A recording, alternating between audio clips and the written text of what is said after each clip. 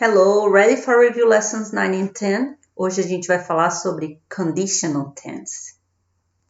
E hoje a gente começa a falar sobre os conditional tenses, os tempos condicionais em língua inglesa. Nós temos 4 tempos condicionais, então a gente vai começar com 2, na próxima revisão mais 2.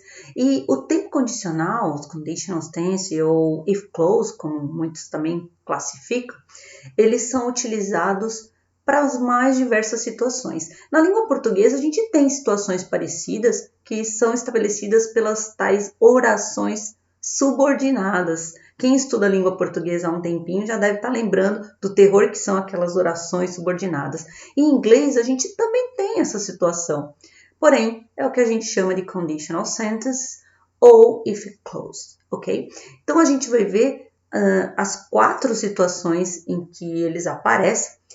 Já começo dizendo para vocês que o tempo condicional em inglês, ele vai ser composto por 2 orações separadas, né?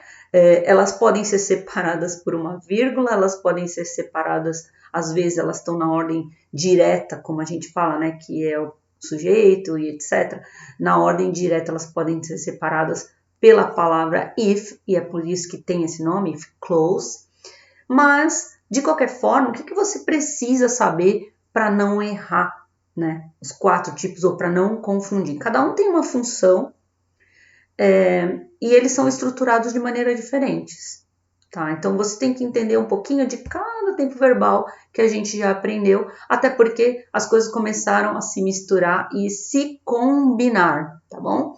Então, vamos conhecer primeiro o zero conditional, que é aquela situação em que a gente tem, né, algo que é real, possível, e as situações que são verdadeiras. Então, o zero conditional está escrito ali, we use this form to talk about real or possible situations which are always true. Então, coisas que são verdadeiras, absolutas, que não vão ser alteradas, a gente usa o zero conditional. E como é que a gente forma esse zero conditional?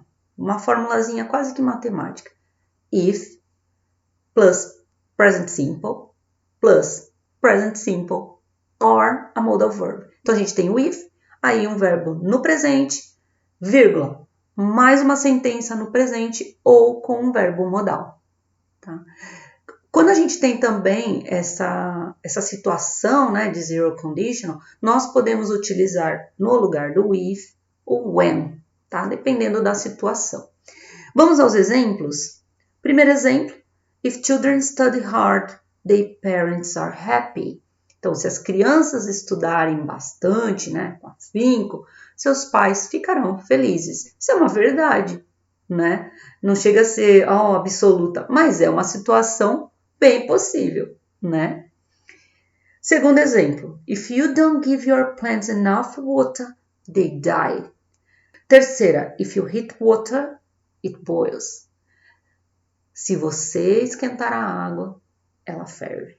Então, são frases que indicam algo que é extremamente possível ou que é verdade absoluta. Então, como vocês puderam ver, o zero conditional é bem simples, né? If, mais presente, vírgula, mais presente ou modal verb.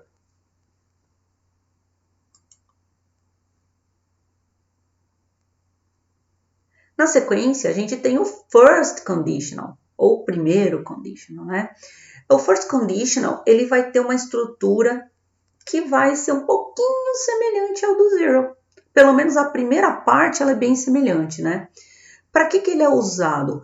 Ele é usado para falar de situações possíveis, né? Possible situations, and their consequence in the future. Então, ele tem essa função, ele vai ser usado para falar de uma situação X e as suas consequências no futuro. Por isso que tem o if é o ser, um conditional. E qual é a estrutura básica dele? A gente tem if mais present simple, vírgula, mais future simple. Future simple, lembra, é o will mais verbo. Então, olha o exemplo que está ali. If I study, I will pass my exam. Se eu estudar, eu passarei nos exames. Você pode, nessas situações, como uma é consequência da outra, nós temos dois sujeitos e etc., a gente pode colocar na ordem direta, ou seja, começando pela frase que não tem o if e tira a vírgula, né? Porque aí não pode separar por vírgula. Então, I will pass my exam if I study. Eu passarei nos meus exames se eu estudar. Então, nessas situações, tanto faz colocar começando com o if ou deixando o if para a segunda parte da oração. Não tem problema. O importante é você lembrar que a estrutura é if mais presente e o will na segunda sentença. O último exemplo que nós temos aí é what's the first conditional? O que é o primeiro conditional? Aí o rapaz responde, if I find out, I'll tell you. Se eu descobrir, eu te falo. Então, assim, é muito simples, né? Trabalhar com essas situações de condicional. Por quê? Porque tem uma intencionalidade direta. São situações futuras e suas possíveis consequências, ok?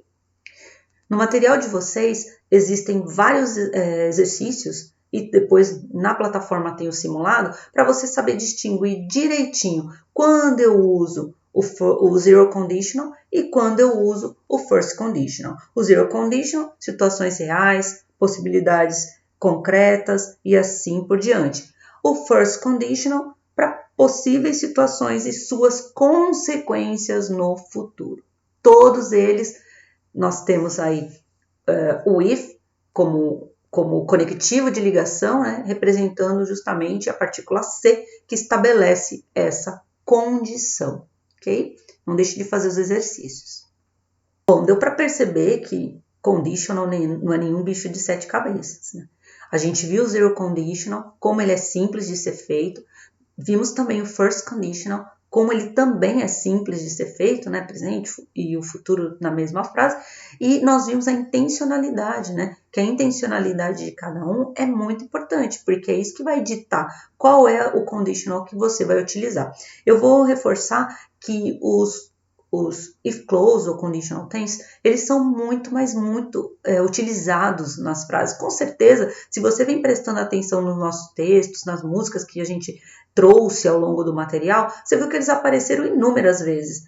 O dia que você tiver curiosidade, dá uma olhadinha no material que você já passou. Inclusive, isso daí é uma prática que eu recomendo, porque, como eu falei, o inglês, ele é, como toda língua, algo que a gente aprende retomando, praticando e etc. Não dá para simplesmente esquecer o que foi aprendido. Mas dá uma olhadinha, você vai ver que tem muito mais disso tudo que a gente falou hoje, presentes em vários e vários textos, exemplos e músicas que a gente viu, do que a gente imagina. Como eu falei, não dá para fazer um texto, ou não dá para escolher uma música que só tem aquilo que a gente está estudando naquela aula. Muita coisa, no comecinho do seu aprendizado, você deve ter deixado para lá, pode não ter compreendido direito. Mas tudo isso hoje eu tenho certeza que está fazendo muito mais sentido. Okay, so thanks for watching and see you soon in the next review lesson.